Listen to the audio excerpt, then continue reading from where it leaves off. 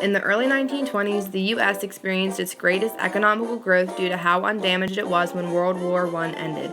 It was deemed the Roaring Twenties due to its jazzed-out period, which consisted of drinking and partying. This freeboat era shortly came to an end on October 29, 1929, also known as Black Tuesday, when the stock market crashed. Labor issues greatly enhanced the amount of business closures, first due to the low wages. As you can see, the wages and salaries percentage dropped drastically during the height of the Great Depression. The bad hours worsened the conditions, causing the unemployment rate to skyrocket. Millions were out of work, and most people's financial statuses were so poor they had to wait hours in a bread line just to receive food. Child labor was a common practice used by many business owners, and the children were treated just as harshly as other workers as they endured the same unethical conditions. The National Recovery Administration is a goal to eliminate cutthroat competition by bringing industry, labor, and government together to create codes of fair practices. It is intended to reduce destructive competition and help workers' conditions improve.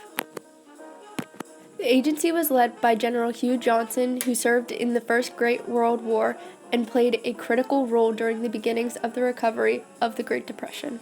The codes began by setting minimum wages and maximum weekly hours.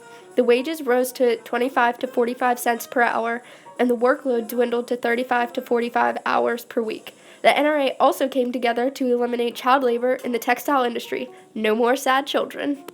The agency established 557 basic codes and 208 supplementary codes that affected about 22 million people. All across the nation, businesses displayed the Blue Eagle emblem in their windows. Thousands participated in public rallies and torchlight parades in support of our administration. By establishing these codes, it may help solve the crisis that we are currently suffering through. The NRA is made to better our country by arousing patriotism and creating more jobs for our people. As seen in these statistics, the U.S. unemployment rate plummeted during the rehabilitation years. You've got a president now. He gave the land a new deal. You hold the cards, now you deal. You put shoulders to the plow. He gave us what we asked for, now pay him back somehow. Step out in front, get back of the president, and give a man a job. He bore the brunt, now bear with the president, and give a man a job. We are also forbidding the yellow dog contract, which forces a promise between a worker and their employer not to join a union or promise to resign from a union if already a part of one.